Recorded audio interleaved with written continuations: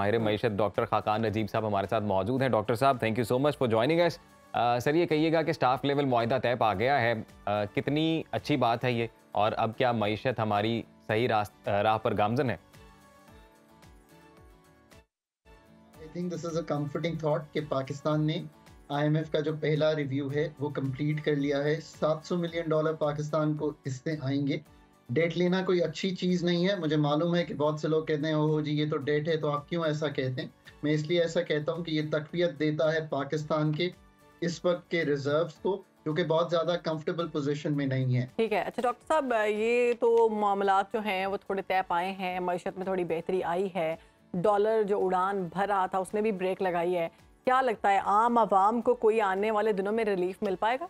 ये आपने बहुत अच्छा सवाल किया। आईएमएफ के मुआहदे के तहत और पाकिस्तान का जो बजट हमने बनाया 467 अरब रुपए की, हम 9.3 मिलियन फैमिलीज तक जाएंगे इस साल। पेट्रोल की कीमत में 50 रुपए और डीजल की कीमत में 32 रुपए। रूरल इकोनॉमी पिकअप कर रही है। मेरे ख्याल में वीट, कॉटन, राइस अच्छी आ रही है। इसकी वजह से थोड़ी सी तकवीत मिलेगी लोगों को। इन्फ्लेशन अभी भी बढ़ी हुई है। मैं ये इसका मतलब यह है कि जो कीमतों का बढ़ना है वो अभी भी 27% से बढ़ रहा है, तो ये कम है 31% से, पर ये आम आदमी के लिए कोई तकवीत की बात नहीं है। लेट्स होप कि ये जो कीमतों का बढ़ना है, जो measures under the IMF programme adjustment. जी बिल्कुल। और खाकान नजीब साहब हमारे साथ मौजूद हैं, थोड़ा कनेक्टिव है। हम कोशिश करते हैं कि मामलात ज़रा बेहतर हो जाएं, थोड़ी ऑडियो क्लियर आ जाए। तो मुल्क की मईशत की हम बात कर रहे हैं। खाकान नजीब साहब भी सही फरमा रहे हैं कि अगरचे कर्जा लेना कोई अच्छी बात नहीं होती है, लेकिन अब मुल्क की मुआशी सूरत हाल ऐसी हो गई। हल नहीं था, हल बिल्कुल नहीं था, लेकिन ये कोई देर पा क्या कहते हैं ना सोल्यूशन नहीं है। आप जब तक अपनी इकोनॉमी को ऑन अ राइट ट्रैक नहीं लेके आते, जब तक हम लोग सस्टेनेबल जो मामलात हैं उनकी जानिब नहीं जाते, तो तब तक यही है कि जी हर कुछ अरसा बीतने के बाद हम लोग सेम उसी पॉइंट पर खड़े होंगे और इमदाद की वैसे ही जरूरत होगी। पेट्रोल जब बढ़ाया जाता है तो बहुत ज्यादा बढ़ाया जाता है, 10 रुपए, 12 रुपए, 14 रुपए और कम किया जाता है तो 1-2 रुपए कम किया जाता है तो 1-2, अब 2 रुपए और 4 पैसे पेट्रोल कम हुआ है, और डीजल जो है वो 6 रुपए और 47 पैसे सस्ता। कम होना भी चले, कुछ तो रिलीफ मिले, लेकिन अच्छी बात है।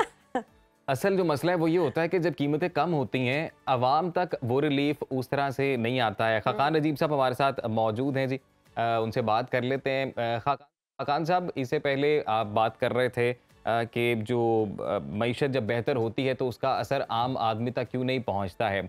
दूसरा एक और अहम मामला, जो एक और अहम इशू, वो सर्कुलर डेट का है। आईएमएफ ने जोर दिया है कि जी एनर्जी सेक्टर की कीमतों में कमी के लिए बिजली और गैस का जो गर्दिशी कर्जा है वो ख़त्म करना होगा। मगर बिजली और गैस की हम ये देखते हैं कीमतें बढ़ती जा रही हैं, लेकिन इसके बावजूद जो कर्जा है, जो गर्दिशी कर्जा है, वो कम नहीं हो रहा। इसको कंट्रोल करने के लिए क्या किया जाए? आपने ये बहुत अच्छी बात सामने इसलिए रखी है कि ये दुरुस्त बात है कि बिजली की कीमत बढ़ाने या गैस की कीमत बढ़ाने से ये एक जुज है जिससे आप सर्कुलर डेट की जो फ्लो है, यानी कि जो बढ़ना इन द 1 ईयर है या 2nd ईयर है या 3rd ईयर है, उसको कम कर सकते हैं। जब तक कि आप एफिशिएंसी मेजर्स नहीं लेंगे, चोरी को नहीं रोकेंगे, टीएनडी लॉसेस को नहीं रोकेंगे, इनएफिशिएंसीज को नहीं रोकेंगे, आईपीपीज के मुआहदों को दोबारा जाकर नहीं देखेंगे, अपनी टैरिफ को ठीक नहीं करेंगे, अपनी सब्सिडी के रजीम को ठीक नहीं करेंगे, और सबसे बढ़ के अपने डिस्कोस को प्राइवेटाइज नहीं करेंगे, जेनकोस को प्राइवेटाइज नहीं करेंगे, सुई कंपनीज को प्राइवेटाइज नहीं करेंगे, तो ये मसला हल नहीं होगा। ये मसला देरपा स्ट्रक्चरल रिफॉर्म्स मांगता है। आप अभी बिल्कुल ठीक कह रहे थे कि आईएमएफ पे जाना तो पाकिस्तान को एक macro stabilisation in the short run देता है। प्राइसिंग चेंजेस भी शॉर्ट रन के स्टेबलाइजेशन देते हैं। बिल्कुल वो नागुज़ीर थी, जरूरी है, करना है, करते चले जाना है, पर स्ट्रक्चरल काम करना हमारा काम है।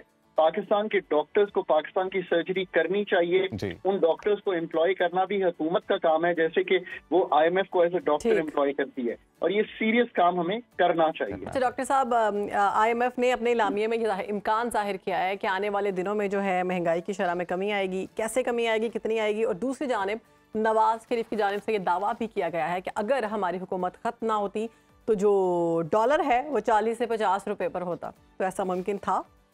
गुजारिश ऐसे है कि पाकिस्तान की जो इस वक्त इन्फ्लेशन है जो 31% थी, सितंबर में कम होके आई थिंक 27% हुई है। ये भी कोई ऐसा लेवल नहीं है जहाँ से मैं कह सकूं कि कीमतों का बढ़ना जो है वो ऐसी लेवल पर आ गया है कि वो एक कंफर्टेबल हो और cost of living, cost of doing business को हम कंफर्टेबल लेवल पे ले जा सकें।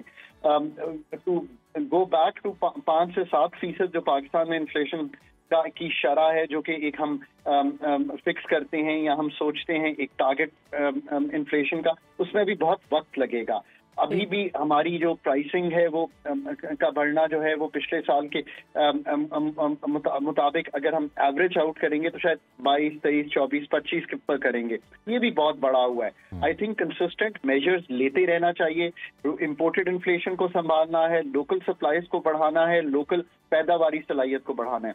देखिए, लॉन्ग रन में अगर आप ये समझते हैं कि आप अपनी करेंसी को स्ट्रॉन्ग करना चाहते हैं तो उसका सादा तरीका जो है वो बहुत आसान है।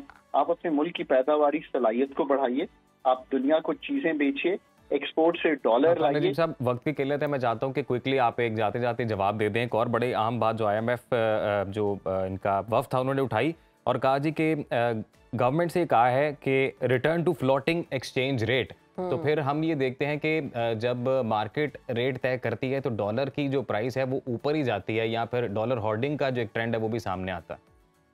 अगर पाकिस्तान में हम इंश्योर करेंगे कि जो डेट फ्लोज चाहिए वर्ल्ड बैंक से, ADB से, AIIB से, कमर्शियल फाइनेंसिंग के, जिनीवा के, वो आते रहेंगे तो सप्लाई साइड बेहतर रहेगी।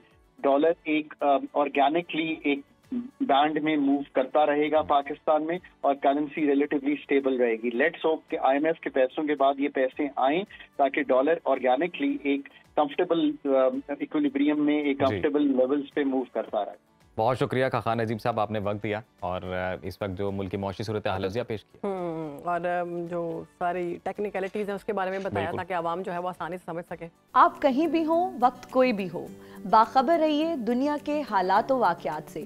अभी सब्सक्राइब कीजिए सुनो न्यूज़ के YouTube चैनल को और क्लिक करें बेल आइकन को ताकि आप हमेशा बाखबर रह सकें।